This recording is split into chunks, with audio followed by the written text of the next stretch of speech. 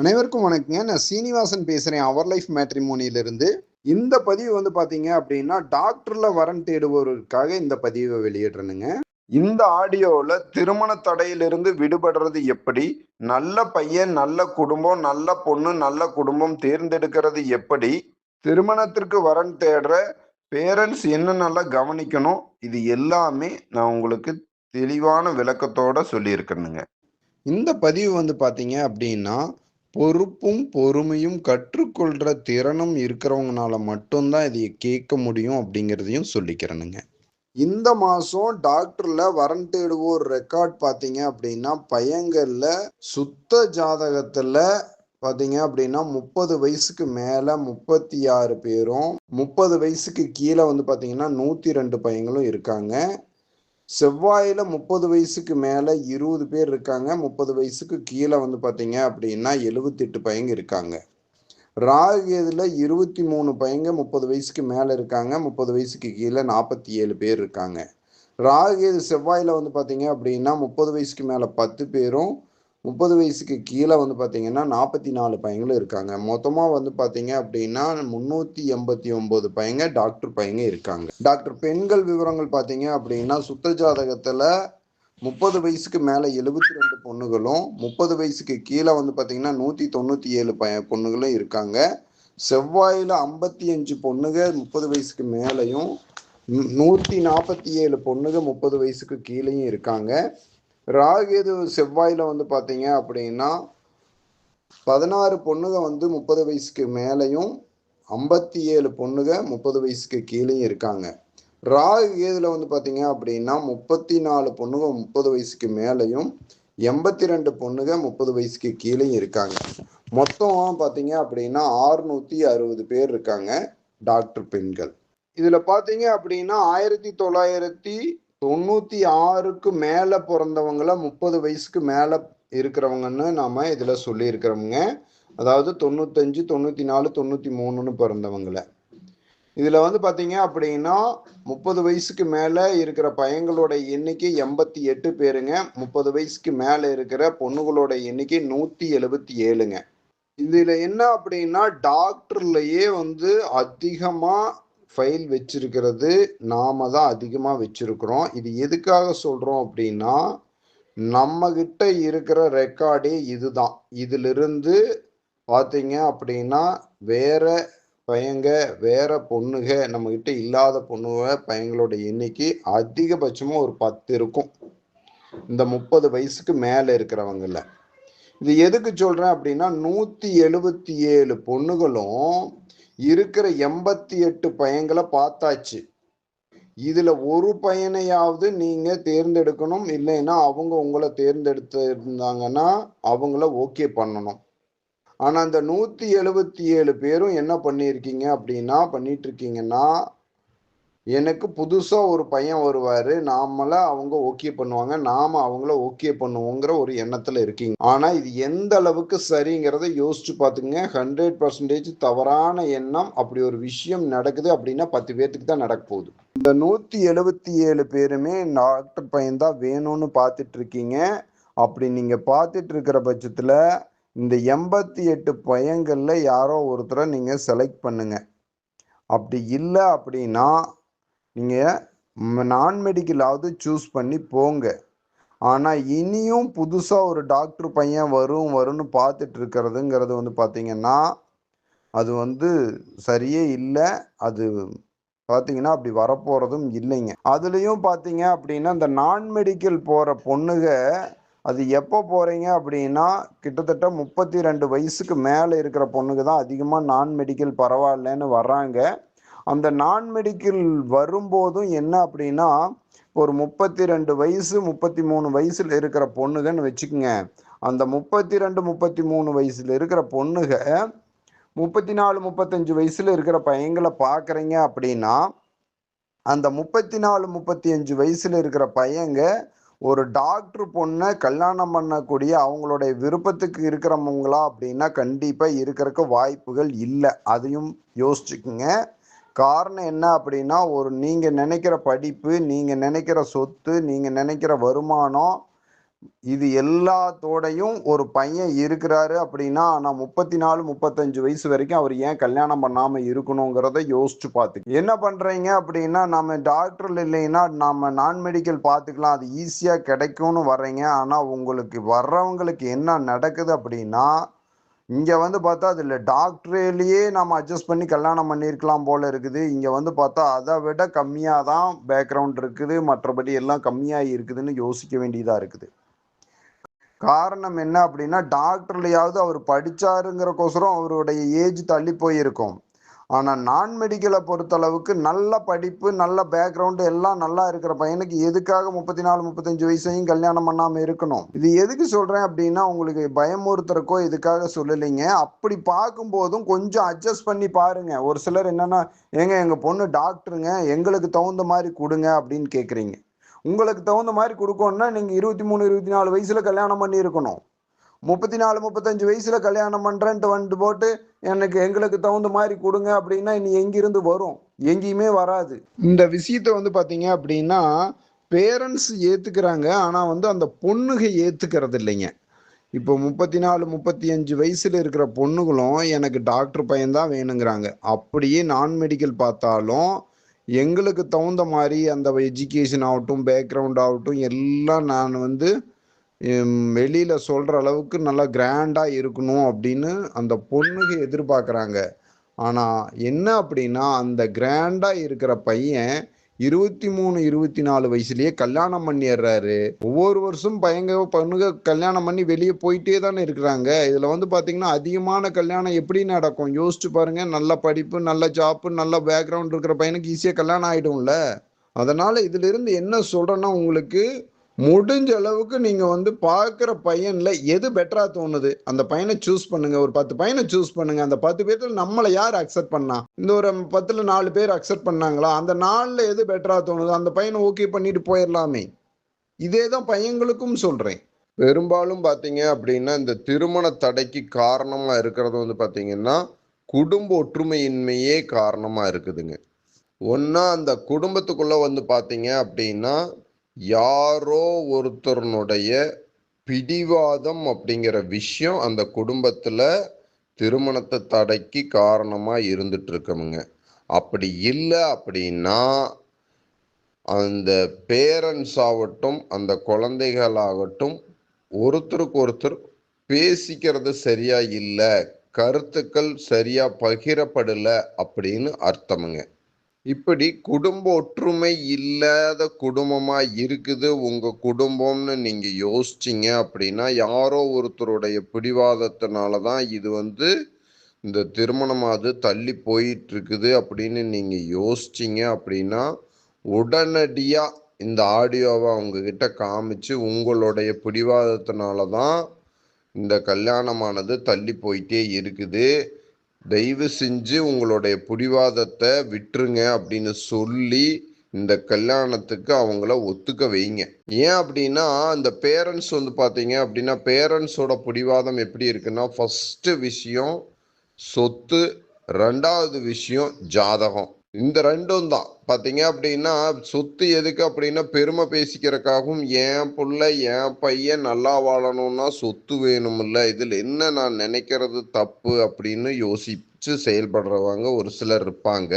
ஒரு சிலர் வந்து பாத்தீங்க அப்படின்னா, நல்லபடியா ஜாதகம் அமைஞ்சா தானே குழந்தைங்க நல்லா வாழ்வாங்க, இதுல நான் யோசிக்கிறது என்ன தப்பு இருக்கு, இது நல்ல விஷயத்துல பிடிவாதமா இருக்கிறதுல ஒன்றும் தப்பு இல்லையே அப்படின்னு யோசிப்பாங்க.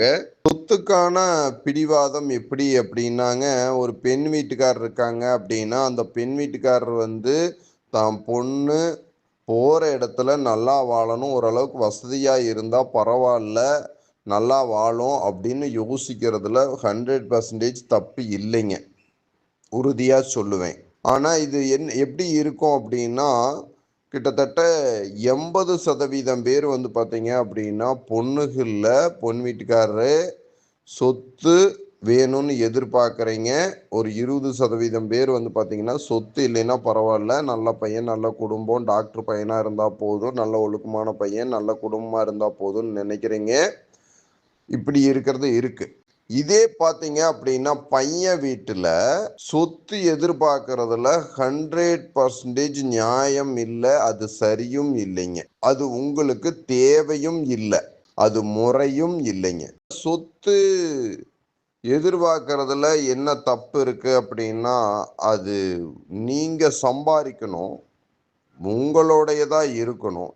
சம்பாதிக்காமையே எனக்கு சொத்து வேணும் அப்படின்னு நினைக்கிறது பாத்தீங்கன்னா அது தப்பு தானே. இன்னொருத்தருடைய சம்பாதனையை எனக்கு சொந்தமாகணும் அப்படின்னு நினைக்கிறது எந்த அளவுக்கு சரி? யோசிச்சுங்க பாருங்க.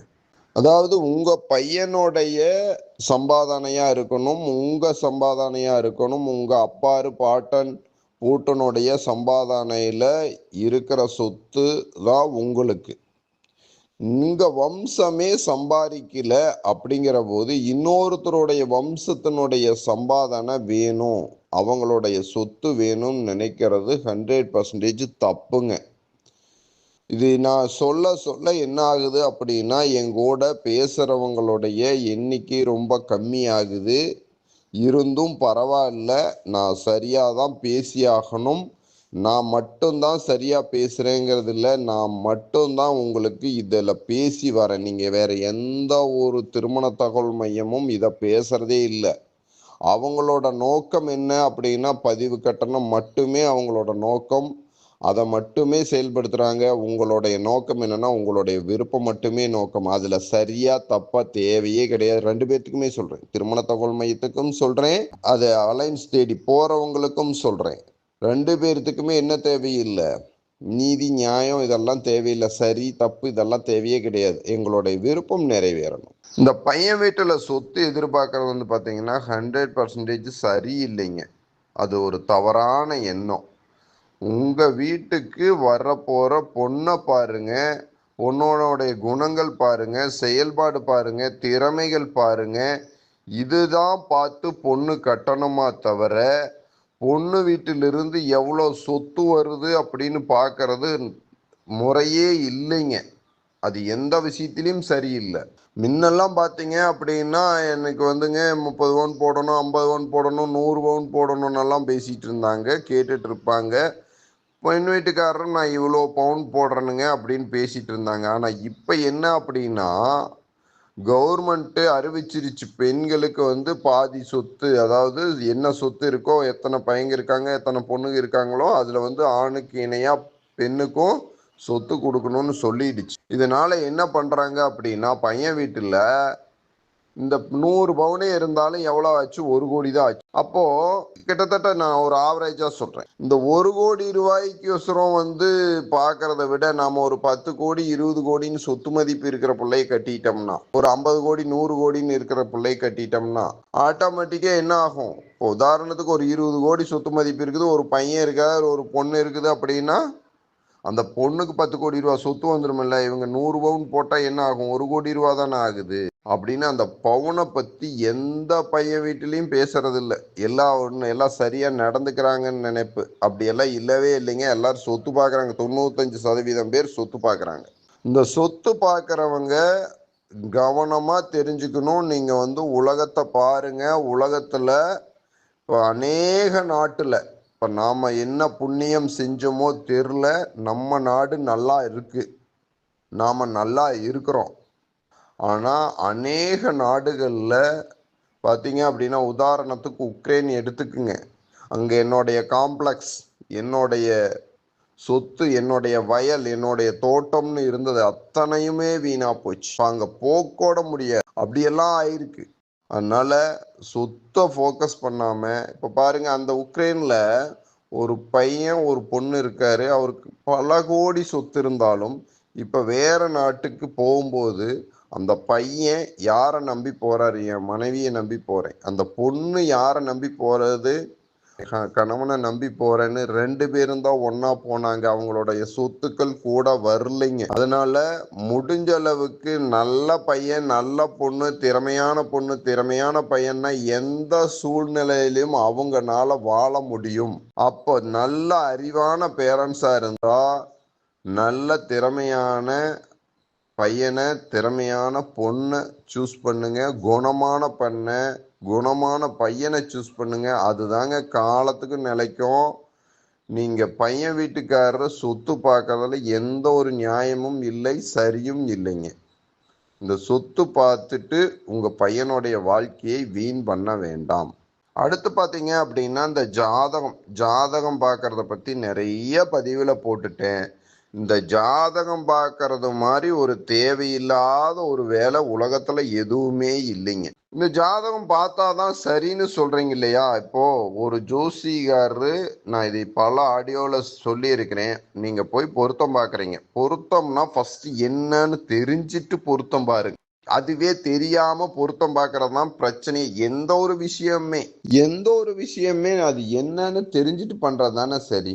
அதனால இந்த பொருத்தம் என்ன அப்படின்னா, உங்களுக்கே யோசிச்சு பாருங்க. பொருத்தம் பார்க்கறது அப்படின்னா அவங்க நல்லா வாழ்றதுக்கு பார்க்குறோம். அந்த பொருத்தத்துல பார்த்தீங்கன்னா அவங்களுடைய குணம் 2 பேர்த்துக்கும் மேட்ச் ஆகும். 2 பேரும் பிடிச்சிருப்பாங்க. 2 பேர்த்துக்கும் பார்த்தீங்க அப்படின்னா செல்வாக்கு நல்லா இருக்கும், பொருளாதாரம் நல்லா இருக்கும், உடல் ரீதியான உறவு முறைகள் நல்லா இருக்கும், நாளைக்கு வம்சம் நல்லா இருக்கும், சொத்துக்கள் நிறைய சேரும், சொத்துக்கள் நிறைய இருக்கும். இப்படி எல்லா விஷயத்திலையுமே ஒற்றுமையா வாழ்வாங்க, நல்லா வாழ்வாங்க, சந்தோஷமா வாழ்வாங்கிறது தான் இந்த பொருத்தம் பார்க்கறதனுடைய அர்த்தமுங்க. இதுலதான் அந்த பொருத்தம், தின பொருத்தம், கன பொருத்தம், யோனி பொருத்தம், ரச்சு பொருத்தம், ராசி பொருத்தம், மகேந்திர பொருத்தம், பால் பொருத்தம், இதெல்லாமே என்னவா இருக்கும்னா இதுதான் பேஸ். இந்த பொருத்தம் இருந்தா இது நல்லா இருக்கும் அப்படிங்கறதுதான். ஆனா இப்ப இதெல்லாம் இந்த பொருத்தம் எல்லாம் இருக்குது அப்படின்னா கட்டாயம் அது இருக்கும். உதாரணத்துக்கு ஒரு பொருத்தம் பாத்தீங்க அப்படின்னா, தின பொருத்தம், கன பொருத்தம் பாத்தீங்க அப்படின்னா அவங்களுடைய 2 விஷயத்துல சொல்லுவாங்க. இதுல ராசி சேர்த்தி தினம், கணம், ராசி இந்த 3 பொருத்தம் நல்லா இருந்துச்சுன்னா அவங்க குணநலன்கள் ஒற்றுமையா இருக்கும், நல்லா இருக்கும். பொருளாதார ரீதியா 2 பேர்த்தனுடைய செயல்பாடும் லாபத்தை சார்ந்து இருக்கும். லாபமா நல்லா இருப்பாங்க. பொருளாதார ரீதியாகவும் எந்த கஷ்டமும் வராது, மன ரீதியாகவும் எந்த கஷ்டமும் வராதுங்கிறதுக்காக தான் இந்த தின பொருத்தமும் கன பொருத்தமும் பார்க்கறாங்க. அதே போக இந்த ராசி பொருத்தமும் பார்க்கறாங்க. அப்போ இந்த 3 பொருத்தமும் இருந்தா அவங்க ஒற்றுமையாகவும் இருப்பாங்க, நல்லா செல்வாக்காகவும் இருப்பாங்கன்னு அர்த்தம். ஆனா இந்த 3 பொருத்தமும் இருக்கிற அநேகம் பேர் ஒற்றுமையா இல்லை, செல்வாக்கா இல்லை அப்படிங்கிறத நீங்க பிராக்டிக்கலா நீங்க பார்க்கலாம். சிறகு இருந்தா பறக்கலாம் அப்படின்னா, சிறகு இருந்து பறக்க முடியல அப்படின்னா அதுக்கு பேரு சிறகா? யோசிங்க. இன்னும் உதாரணத்துக்கு சொல்ல போனா, நம்ம கிட்ட இருக்கிற டிவோர்ஸ்ல இருக்கிற பொண்ணுகளோட எண்ணிக்கை பாத்தீங்கன்னா 47 பொண்ணுங்க இருக்காங்க, டிவோர்ஸ் பொண்ணுங்க மட்டுமே. அந்த 47 பேருமே இந்த 3 பொருத்தத்தோட கல்யாணம் வச்சவங்க தான். அப்புறம் ஏன் டிவோர்ஸ் பண்ணாங்க? அப்பன்னா அது தப்புன்னு தானே அர்த்தம். பார்க்க வேண்டியதை பார்க்கலன்னு தானே அர்த்தம். யோசிச்சு பாருங்க. அப்புறம் நீங்க நினைக்கிற மாதிரி எங்க ஜோசிகாரர் சொன்னாதாங்க சரியா இருக்கும். உங்க ஜோசிகாரர் சொல்றத தப்புன்னு அநேகம் ஜோசிகார் சொல்லிட்டு இருக்காங்க. சரின்னு சொல்லியிருந்தா உங்க பிள்ளைக்கும் பையனுக்கும் கல்யாணம் ஆயிருக்கும், அந்த பையனுக்கு பொண்ணுக்கு கல்யாணம் ஆயிருக்கும்ல. நீங்க நினைச்சிட்டு இருக்கிறீங்க எங்க ஜோசிகார் சொல்றதான் சரி அப்படின்னு. அந்த ஜோசிகார் சொல்றது சரியா இருந்துச்சுன்னா நேரம் கல்யாணம் ஆயிருக்கணும் இல்ல. இந்த ஆடியோ உட்காந்துட்டு நீங்க கேட்க வேண்டியது இல்ல. தப்புன்னு தானே இப்ப இந்த ஆடியோ உட்காந்துட்டு கேட்க வேண்டி இருக்கு. இன்னும் கல்யாணம் ஆகாம இருக்கு. எந்த ஒரு விஷயமே மற்றவங்களுக்கு கொஞ்சம் ஒரு பொண்ணு வீட்டுக்காரராகட்டும் பையன் வீட்டுக்காரராகட்டும் ஜோசியமே பார்க்கலைன்னா அது மனசு திருப்தியா இருக்காதுங்க. ஒரு பையன் வீட்டுக்காரர் ஜோசியம் பார்த்து எங்க நாங்க ஜாதகம் பார்த்தோம், உங்க பொண்ணுக்கு பையனுக்கும் பொருத்தம் வருதுன்னு எங்க ஜோசிகார் சொல்லிட்டார், நம்பி பொண்ணு கொடுங்க, தப்பே இல்லை. ஒரு சின்ன விஷயத்த அதாவது இவங்க இதை சொல்றாங்க, இதை நீங்க நம்பல, இல்ல நான் உங்க பேச்ச நம்ப மாட்டேன், பேசிக்கா தானே ஜாதகம் பார்க்கறது தானே பேசிக்கு, உங்க பேச்ச நம்ப மாட்டேன், எங்க ஜோசிகார சொன்னாதான் நான் நம்புவேன் அப்படின்னா, நீங்க நம்பாத ஒருத்தருக்கு உங்க பொண்ணை கொடுத்தீங்கன்னா அந்த பொண்ணு நல்லா இருக்கும்னு யோசிச்சு பொண்ணு கொடுத்தீங்கன்னா அது எப்படி நல்லா இருக்கும்? பொண்ணு கட்டுறவங்க அப்படித்தான். உங்களை நம்பர் வீட்டுல பொண்ணு கட்டுங்க. நீங்க போய் பொருத்தம் வாங்க பொருத்தம் பார்க்கலான்னு கூப்பிடுங்க, தப்பு இல்லை. ஏங்க நாங்க பொருத்தம் பார்த்துட்டோம், நல்லா இருக்குது, நிறைய சொல்றேன். என்ன இப்ப நான் பேசுறேன், அப்படி இருக்காங்களா அப்படின்னா இருக்காங்க, நிறைய பேர் இருக்காங்க. ஏங்க இந்த பொண்ணு வீட்டுக்காரர் பொருத்தம் பார்த்துட்டாங்க, நீங்க வந்து போய் பொண்ணு பார்க்கலாம் அப்படின்னு சொன்னா போய் பொண்ணு பார்த்து கல்யாணம் பண்றது நிறைய நான் பார்க்குறேன். அதே மாதிரிதான் பையன் வீட்டுக்காரர் பொருத்தம் பார்த்துட்டாங்க, நல்லா இருக்குது, வாங்க பொண்ணு பார்க்க வர சொல்லலாம் அப்படின்னு சொன்னா சரிங்கன்னு சொல்றவங்க இருக்காங்க. அது நல்லபடியா இருக்குது. ஆனா நீங்க இல்லைங்க அவங்க மேல நம்பிக்கை இல்லை அப்படின்னா, நம்பிக்கை இல்லாத இடத்துக்கு குடும்பத்துக்கு பொண்ணு கொடுத்து எப்படி இருக்கும், நல்லா இருக்கும்? அஸ்திவாரமே தப்பே. அது மட்டும் இல்ல, நீங்க எந்த ஜாதகத்தை எடுத்து நீங்க பொருத்தம் வருதுன்னு சொன்னீங்கன்னாலும் ஜோதிட ரீதியாவே சொல்றேன், அதுல பொருத்தம் இல்லைன்னு என்னால சொல்ல முடியுமுங்க. என்னால மட்டும் இல்லைங்க, எந்த ஒரு ஜோசிகாரனாலையும் சொல்ல முடியும். எந்த ஜாதகத்தை எடுத்தாலும் இது பொருத்தம் வருது அப்படின்னு ஒரு ஜோசியர்னால சொல்ல முடியும். அப்படிதான் கட்டங்கள் இருக்கு, அப்படித்தான் இருக்கு. அது எப்படி ரச்சு பொருத்தமே இல்லாம அப்படின்னா, ரச்சு பொருத்தம் இல்லை அப்படின்னா 8வது ஆயுள் ஸ்தானம் நல்லா இருக்குதான்னு பாருங்க. யோனி பொருத்தமே இல்லை அப்படின்னா குழந்தை பாக்கிய ஸ்தானம் நல்லா இருக்குதான்னு பாருங்க. இந்த 2 இருக்கிறவங்க மட்டும் நல்லா இருந்துடுறாங்களா, அதை யோசிச்சு பாருங்க. பாத்தீங்க அப்படின்னா இவங்களே, நானே இப்போ ஒரு 10 ரூபா புக்கா வாங்கி வச்சுட்டு, இப்ப நிறைய பேர் வீட்டுல ஜோசியார் இருக்கிறாங்க. அவங்க அப்பா அம்மா நானே ஜோசியம் பார்ப்பேங்க அப்படின்ட்டு 10 ரூபா புக்கா வாங்கி வச்சுட்டு நான் பாக்குறதுதான் சரி அப்படின்னு பார்த்துட்டு இருக்கிறாங்க. இதுலயே பெரும்பாலானோருக்கு கல்யாணம் இல்லாம போகுது. அது மட்டும் இல்ல, இப்போ ஒரு ஜோசியர் இருக்காருன்னா ஒரு நாளைக்கு ஒரு 10 பேர்த்து பாக்குறாரு, 10 பொருத்தம் பாக்குறாருன்னா அதுல வந்து ஒரு குறைஞ்சபட்சம் பாத்தீங்க அப்படின்னா 5 பேர்த்துக்காவது பொருத்தம் இருக்குன்னு சொல்லுவாரு இல்லைங்களா? அந்த 5 பேருமே வந்து அந்த பையன் வீட்டுக்கோ இல்ல பொண்ணு வீட்டுக்கோ அனுப்பிச்சுட்டா அந்த ஜோசிகாரர் கணிச்சது சரின்னு 5 பேருமே சொல்லிடுவாங்களா? சோ யோசிச்சு பாருங்க. தப்புன்னு தானே சொல்றாங்க. யாரோ ஒருத்தர் 2 பேர் தானே ஓகே பண்றாங்க. அந்த 2 பேர் ஒருத்தரும் போய் பாருங்க. இப்ப நான் வந்துங்க ஒரு 20 வருஷமா ஜோசியம் பாக்குறேன், 30 வருஷமா ஜோசியம் பாக்குறேன். நான் குறிச்சு கொடுத்தது இத வருஷத்துக்கு வந்து இத்தனை கல்யாணம் ஆயிருக்குது, இவங்க வீட்டுக்கெல்லாம் போய் பாருங்க, இவங்க எல்லாம் சந்தோஷமா வாழ்றாங்கன்னு ஒரு ரெக்கார்டு கொடுக்க சொல்லுங்க. அந்த யாரோ ஒருத்தர் 2 பேர் போய் பாருங்க. அங்க பாத்தீங்க அப்படின்னா அவங்களையும் ஒரு சிலர் வந்து பாத்தீங்க அப்படின்னா வாழ்க்கையில நான் கஷ்டத்தோடு இருக்கிறேன் அப்படின்னு ஒரு சிலர் இருப்பாங்க. ஒரு சிலர் டிவோர்ஸ் கூட பண்ணியிருக்கலாம், என்ன வேணா நடந்திருக்கலாம். ஏதோ உங்களுக்கு ஒரு வார்த்தை 2 வார்த்தை அவங்க சொன்னது ஓகே ஆயிடுச்சு அப்படிங்கறக்கோசரம் நீங்க அவங்கள டோட்டலா நம்பி இருக்கீங்க. ஏன்னா இதை பத்தி ஏன் ஜோசியத்தை பத்தி அதிகமா பேசுறேன் அப்படின்னா, இங்கதான் பெரிய தடையாகுது. இதை தாண்டினாலே ஈஸியா கல்யாணம் ஆயிரும் போல இருக்குது. அதனாலதான் அதை அதிகமா பேச வேண்டி இருக்குதுங்க. அடுத்து பாத்தீங்க அப்படின்னா, இந்த குழந்தைங்க வந்து விருப்பப்படுறது தோற்றமும் அவங்களுடைய எஜுகேஷன், இந்த எஜுகேஷன் வேணும் அப்படிங்கிறதுங்க. இந்த பேசுறது வந்து பாத்தீங்க அப்படின்னா ஒரு நல்ல டாக்டர், இந்த டாக்டருக்காக தானே பேசுறேன் இந்த பதிவு.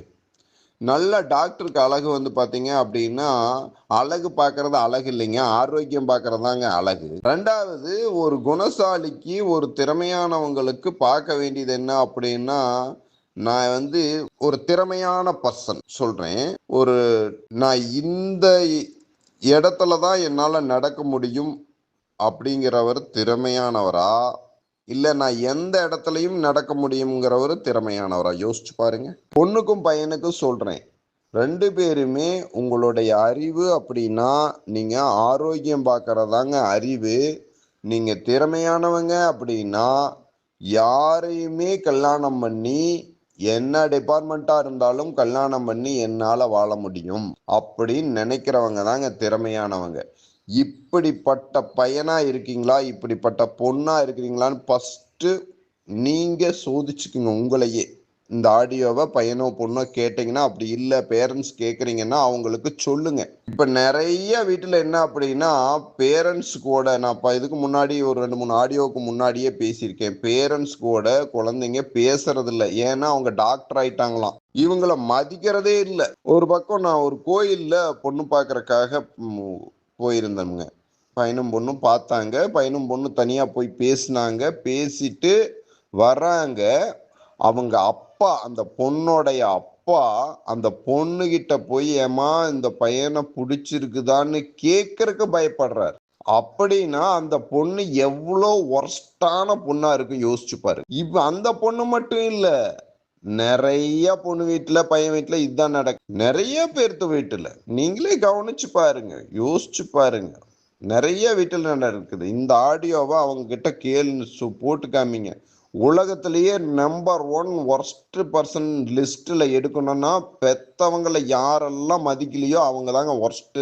அவங்க பூமியில மனுஷரா வாழ்றதே தப்புன்னு சொல்லுவேன். இந்த ஆடியோவை போட்டு காமி.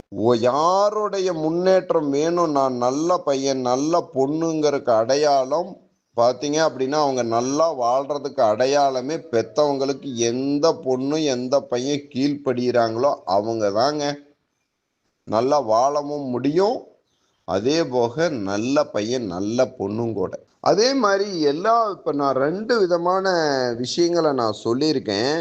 ஒன்று பெத்தவங்களுடைய பிடிவாதம், இன்னொன்று குழந்தைகளுடைய பிடிவாதம்னு. இதில் யாரோட பிடிவாதம் அதிகமாக இருக்குதோ அவங்க இந்த பிடிவாதத்தை சரி விட்டுட்டு வந்தீங்க அப்படின்னா ஈஸியாக கல்யாணம் ஆகிடும், நல்லபடியாக வாழ்ந்துக்கலாம். ஒரு சில வீட்டில் பாதி அப்படியே 50% சொல்லுவேன், பேரண்ட்ஸினுடைய பிடிவாதத்தில் கல்யாணம் ஆகாமல் போகுது. பாதி அப்படியே பார்த்தீங்கன்னா குழந்தைகளுடைய பிடிவாதத்தில் தாங்க கல்யாணம் ஆகாமல் போகுது. இது தெளிவுபடுத்திக்கிங்க. தெளிவுபடுத்தினாலே ஈஸியாக கல்யாணம் ஆகிடுங்க. குடும்ப ஒற்றுமையை கொண்டுட்டு வாங்க, ஈஸியாக கல்யாணம் ஆகிடும். இந்த நல்ல குடும்பம் நல்ல பொண்ணு நல்ல பையனை தேர்ந்தெடுக்கிறதுல ஒரு சின்ன இது மட்டுமே சரின்னு சொல்லிட முடியாது. சின்ன ஒரு உதாரணம் சொல்கிறேனுங்க. எங்கள் பொண்ணுக்கு பிடிச்சா போதும், எங்கள் பையனுக்கு பிடிச்சா போதும், எங்களுக்கு ஓகேன்னு சொன்னாங்க அப்படின்னா அந்த பொண்ணு அந்த பையனை பாருங்க, அவங்களுடைய குணநலன்கள் பாருங்க. ஏன் அப்படின்னா அந்த பையனும் அந்த பொண்ணும் நான் சொல்றதுதான் சரி, நான் சொல்றபடி தான் நடக்கணும்னு நடக்கிற நிறைய பொண்ணும் பையனும் இருக்கிறாங்க. அப்படிப்பட்ட பொண்ணை கட்டிடாதீங்க, அப்படிப்பட்ட பையனையும் கட்டிடாதீங்க. ஏன் அப்படின்னா நாளைக்கு அவங்க சொல்றதுதான் சரின்னு செயல்பட்டு என்ன ஆகுது அப்படின்னா குடும்பம் நடத்த ரொம்ப கஷ்டமா போயிருது. அதே மாதிரி எங்க அப்பா அம்மா சொன்னா சரியா இருக்கும்னு சொன்னாங்க அப்படின்னா அது அவங்க சொல்றது கீழ்ப்படிதலா இருக்கலாம், நல்ல விஷயம்தான். அதே மாதிரி பெத்தவங்களுக்கும் அப்படித்தான், குழந்தைக்கு விருப்பம் சரி நிறைவேறினா போதும்னு நினைக்கிறது நல்ல விஷயம்தான். இப்போ அப்பா அம்மா சொன்னா போதும் அப்படிங்கிறவங்க பார்த்தீங்க அப்படின்னா பெண் வீட்டுக்காரராக இருந்தால் டோட்டலாக அவங்க அம்மா அப்பா பேச்சு சரின்னு சொல்லி நாளைக்கு கல்யாணத்துக்கு அப்புறமும் அவங்க சொல்கிறது தான் சரின்னு பண்ணுறாங்க அப்படின்னா நல்ல விஷயம்தான். ஆனால் அவங்களுடைய குணநலன்கள் பாருங்க, அவங்க அப்பா அம்மாவுடைய குணநலன்கள் பாருங்க. நிறைய டிவோர்ஸுக்கு அவங்க அப்பா அம்மாவும் காரணமாகறாங்க. பொண்ணு வீட்டினுடைய அப்பா அம்மாவும் சரி, பையன் வீட்டினுடைய அப்பா அம்மாவும் சரி, பாதி டிவோர்ஸ் அவங்க அப்பா அம்மானால ஆகுது, பாதி டிவோர்ஸ் தான் இவங்கனால ஆகுது. இந்த எந்த இடத்துல எந்த குடும்பத்தில் எதை பார்க்கணும்னா பையன் பொண்ணு விருப்பம் எப்படியோ அப்படிங்கிற இடத்துல அப்பா அம்மாவை கவனிக்க வேண்டாம், பையன் பொண்ணை பாருங்க. அப்பா அம்மா விருப்பம் அப்படின்னு சொல்ற இடத்துல பார்த்தீங்க அப்படின்னா குழந்தைகளை விட்டுருங்க. அவங்க அவங்கள சார்ந்து இருக்கிறாங்க, நல்ல குழந்தைங்கன்னு அர்த்தம். அவங்க அப்பா அம்மா எப்படின்னு பார்த்துக்கணும். அடுத்து பார்த்தீங்க அப்படின்னா எங்கள் வீட்டில் குடும்ப ஒற்றுமையாக தான் இருக்கும், யாருக்கும் எந்த பிடிவாதம் இல்லை. ஆனால் இருந்தும் திருமண தடை ஏற்படுதுன்னா அடுத்ததாக கவனிக்க வேண்டியது, நீங்கள் இப்போ உதாரணத்துக்கு ஒரு பெண் வீட்டுக்காரர் இருக்கீங்க அப்படின்னா அவங்க என்ன பண்ணுறீங்க அப்படின்னா நீங்கள் தேர்ந்தெடுப்பீங்க இல்லையா பையன், அதில் உங்களால் தேர்ந்தெடுக்க முடியாத சுச்சுவேஷனில் இருக்கீங்களா, இல்லை உங்களை யாரும் தேர்ந்தெடுக்க முடியாத சுச்சுவேஷனில் இருக்கீங்களா அப்படிங்கிறத நீங்கள் கவனிக்கணும். பையன் வீடும் அதே மாதிரி தான். நீங்கள் பொண்ணுகளை தேர்ந்தெடுக்க முடியாமல் இருக்கீங்களா, இல்லை உங்களை பொண்ணுங்க தேர்ந்தெடுக்க முடியாமல் இருக்காங்களா அப்படிங்கிறத நீங்கள் பார்த்தீங்கன்னா மட்டும்தான் அந்த இடத்துல என்ன செய்யறதுங்கிறது தெரிய வரும். நிறைய பக்கம் என்ன ஆகுது அப்படின்னா சொல்கிறேன், ஃபஸ்ட்டு விஷயம் நீங்கள் தேர்ந்தெடுக்காமல் இருக்கீங்க.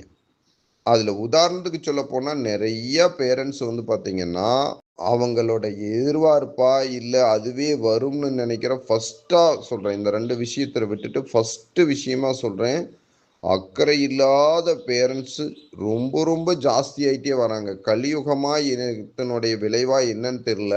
அவங்க பொண்ணு மேலேயும் பையன் மேலேயும் அக்கறை இல்லாத பேரண்ட்ஸ் நிறைய இருக்கீங்க. அது எப்படி இருக்க முடியும் அப்படின்னா, நான் கண் கூட நிறைய பார்க்குறேன். 1, 2 பார்த்தா கூட பரவாயில்ல. நிறைய பேர்த்த பார்க்குறேன். இந்த விஷயத்துக்குள்ள நான் இந்த விஷயம் வந்திருக்க கூடாது. இருந்தும் சொல்லணும்னு நினைச்சேன். அதனால சொல்லிட்டேனுங்க. இப்போ நீங்க ஒரு பொன் வீட்டுக்காரர் இருக்கீங்க அப்படின்னா, நீங்க வந்து நிறைய இப்ப எனக்கு இந்த படிப்பு, இந்த சொத்து இந்த மாரி வேணும்னு எதிர்பார்க்குறீங்க. அப்படி கிடைக்கல அப்படின்னா, உங்களுடைய எதிர்பார்ப்ப குறைச்சு பையங்கள தேர்ந்தெடுங்க. அதே மாரி பையன் வீட்டுக்காரரும் உங்களுடைய எதிர்பார்ப்புல பொண்ணுக்கு இல்லைன்னா உங்களுடைய எதிர்பார்ப்பை குறைச்சு தேர்ந்தெடுங்க. அந்த இடத்துல நம்ம நிறைய பேர்த்த பார்க்குற மாதிரி இருக்கும். அதில் ஏதாவது மேரேஜா அமையலாமுங்க. அதே மாதிரி தான் உங்களை யாரும் தேர்ந்தெடுக்க முடியாத பொசிஷனில் இருக்கீங்க அப்படின்னா நீங்கள் என்ன பண்ணுறீங்க அப்படின்னா, அந்த இடத்துல நீங்க யாருக்கெல்லாம் அனுப்பிச்சு விட்டு அவங்க தேர்ந்தெடுக்கலையோ, அடுத்த கேட்டகரியில இருக்கிற படிப்பாகட்டும், பேக்ரவுண்ட் ஆகட்டும், எல்லா விஷயத்திலையுமே அடுத்த கேட்டகரிக்கு நீங்க இறங்கி வாங்க. அப்படி வரல, நம்மளுக்குன்னு நம்ம விருப்பத்துக்கே வரும் அப்படின்னு எதிர்பார்த்து இருக்கிற போது தான் பார்த்தீங்க அப்படின்னா, அது வராம நாளுக்கு நாள் வந்து அது வராம தான் வராததுக்கு உண்டான ஆப்ஷன் தான் நிறைய இருக்குமா தவிர, உதாரணத்துக்கு சொல்லப்போனா ஒரு 30 வயசுல இருக்கிற பொண்ணுக்கு அந்த 30 வயசுக்கு மேல இருக்கிற பையன் இருக்காங்க அப்படின்னா, நாளுக்கு நாள் குறையுமா அதிகமாகுமா? யோசிச்சு பாருங்க. குறையும் தானே. அதே மாதிரிதான் பையனுக்கும் ஒரு 30 வயசுல ஒரு பையன் இருக்காருன்னா 25 வயசுக்குள்ள இருக்கிற பொண்ணுக்கு தான் கட்டுவாங்க. அப்படிங்கிற போது அந்த 25 வயசுக்குள்ள இருக்கிற பொண்ணுக்கு வந்து கல்யாணம் ஆகி வெளியே போயிட்டு தானே இருக்கும். புதுசா வர்றது கம்மியா தானே இருக்கும். யோசிச்சு பாருங்க. உங்களுக்கு வயசாக அந்த பொண்ணுகளுடைய வயசும் ஏறிதானே போகும். அதனால நீங்க உங்களுடைய எதிர்பார்ப்புகளையும் விருப்பங்களையும் மாத்தி குறைச்சு பார்த்து பாருங்க. எதனால திருமணம் தடையாகுது அப்படிங்கிறத ஃபர்ஸ்ட் யோசிச்சு பாருங்க. எல்லாரும் காலாகாலத்துல கல்யாணம் பண்ணணும், எல்லாரும் நல்லா இருக்கணுங்கிறதுக்காக இந்த பதிவை பேசி வரணுங்க. நன்றி, வணக்கம்.